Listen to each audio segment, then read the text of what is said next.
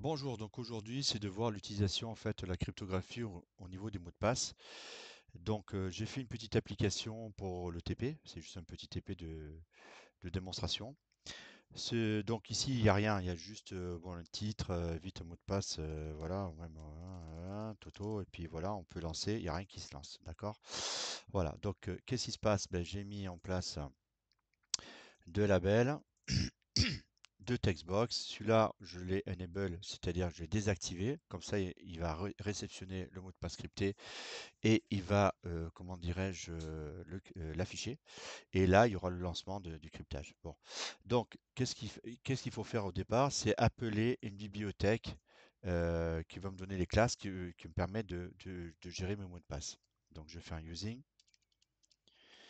espace, et donc je vais faire ici un Windows System, un système, pardon, ici.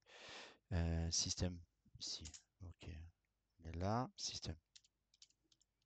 La mise en route est des fois difficile. Point security. Point cryptographie.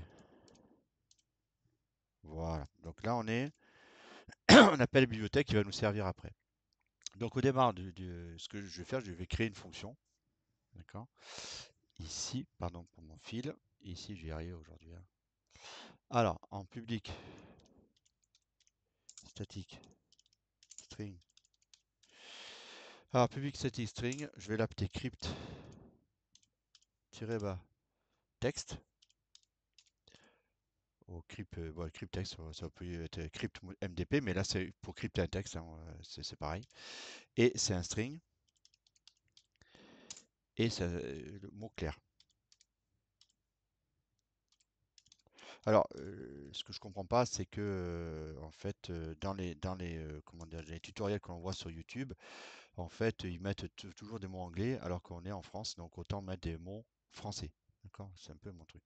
Alors, je l'ai crypté en SHA2.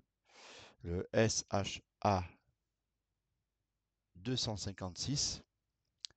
J'ai récupéré ça pour avoir un bon cryptage. Enfin, un truc, voilà, je l'appelle SH 256 est égal à new. Donc on fait une instance de ce mode de cryptage. SHA2 provider. On fait une instance de ça. Maintenant, les instances, on commence à connaître, hein, pour ceux qui, quand on fait les objets, etc., etc. Donc on fait point virgule. Donc ici, on a fait un CHA, donc on a créé l'instance et on va dans cette instance-là créer une accolade. Qu'est-ce qui se passe? On va faire donc le byte. On va. Ah oui, alors je vais byte. Ok, le byte. Donc on va faire un message binaire. Mess binaire. Ce qu'il y a, c'est qu'on va décortiquer en fait le message en mode binaire et on va le crypter. Donc il y a deux phases en fait, hein. Est égal. On va mettre un espace. Encoding. Donc ici c'est encoding. Alors encoding il est plus bas. Voilà, toujours, hein. Encoding.ASCII. Donc on va le mettre en binaire, mais en ASCII, c'est-à-dire qu'en mode de, si vous voulez, en caractère que nous, on utilise chez nous, en France notamment. Donc ASCII.get, donc en binaire, de qui? Eh ben, de mots clairs, hein. Voilà, donc là, on a point virgule. Et dessus, on va le retransformer en byte. Ici. Alors celui-là, c'est un message binaire, mais crypté.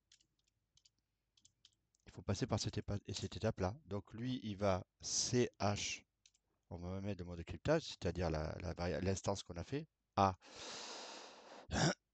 pardon, euh, est égal à, pardon, SHA, et il me le propose, hein, du coup, 256, c'est l'instance que j'ai créée, pour un computer H, 2, et là, c'est message binaire.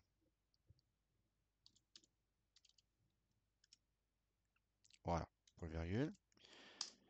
Ici, on va faire un return. Il faut bien retourner quelque chose. Mais là, du coup, on va le rassembler. Convert. convert point ici to base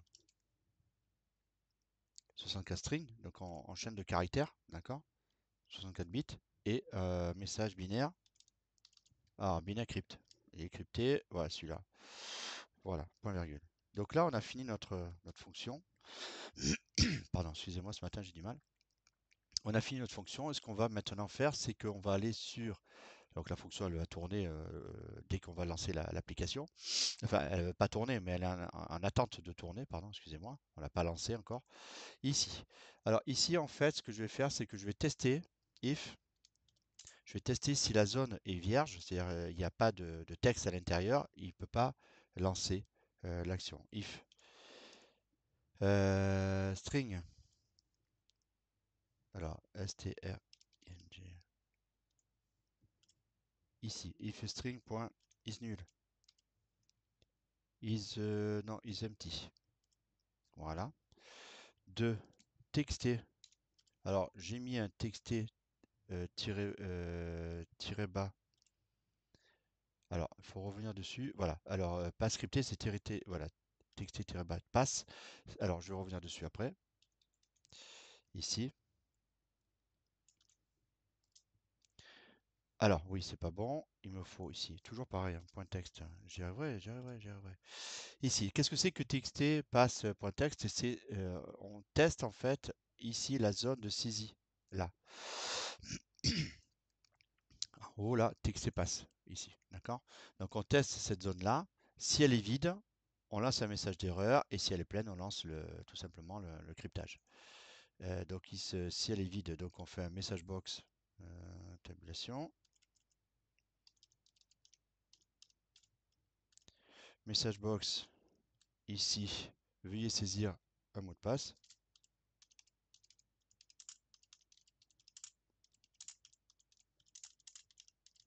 Ok. Virgule. Donc on enlève ça.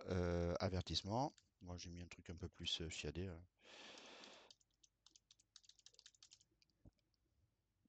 J'ai mis quelque chose qu'il fallait pas. Ici. Merci. Le bouton. Donc message box button.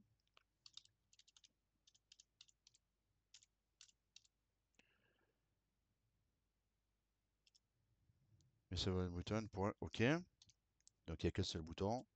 Virgule. Et message box icône. OK. Point. Et là on met warning. W. Allez, tabulation. Poum, poum, poum. Un point virgule. C'est bon, c'est bon. Ça, vous savez le faire normalement. Attends, bon, est-ce que j'ai fait quelque chose qu'il fallait pas? Message box. Show. Eh ben oui. Voilà, ça, vous savez le faire depuis longtemps. Donc, on peut faire après un else. Tabulation. J'aurais pu faire pareil ici. Ici. Et là, maintenant, on va faire txt-bas crypté. Donc, c'est la zone qui va recevoir. Donc, je reviens là-dessus dans le design. Cette zone-là. Elle s'appelle bien crypté ici, dans name. Cette zone-là va recevoir le message crypté. Là, c'est la classe, c'est autre chose parce que pour l'application, après, je le ferai dans la classe. Crypté.text est égal à quoi? Alors, moi, ma fonction s'appelle crypttext 2 txt passe texte. Txt passe. Point text. Et voilà. Donc là, normalement, ça devrait marcher. CTRL S. Démarrer. Donc ici, j'ai ma boîte. Je mets, mettons, Finch-01. C'était le mot de passe qu'on avait, bon, parce que voilà, on mettait ce mot de passe là. Et on a ici le mot de passe crypté. Si on met Finch Reese, on marque Michaud-001, on a un autre mot de passe qui va se générer. Donc après, le but, c'est de récupérer cette variable-là de faire le cryptage, pardon, sur le mot de passe et de pouvoir comment dirais-je, le mettre en place dans une base de données de manière à crypter vos mots de passe. Et donc après, ce qu'il faut faire lors de la connexion, c'est de tester d'abord, on va dire, le login et de après tester cette chaîne de caractères-là. Si en cryptant le mot de passe qu'il a saisi, c'est égal à cette chaîne de caractères-là, à partir de là, on peut rentrer, on ne peut pas rentrer. Voilà. Pour aujourd'hui, ce sera tout. J'espère que ça vous a appris quelque chose. Pardon, 2 petites minutes, voilà. Ça vous a appris quelque chose et que ça vous a surtout permis de pouvoir crypter. Alors, le mot de cryptage, il y a différents modes de cryptage. Là, j'ai pris euh, le HA256 parce que ça m'a paru judicieux pour le TP. Voilà. Merci beaucoup de m'avoir écouté. Au revoir.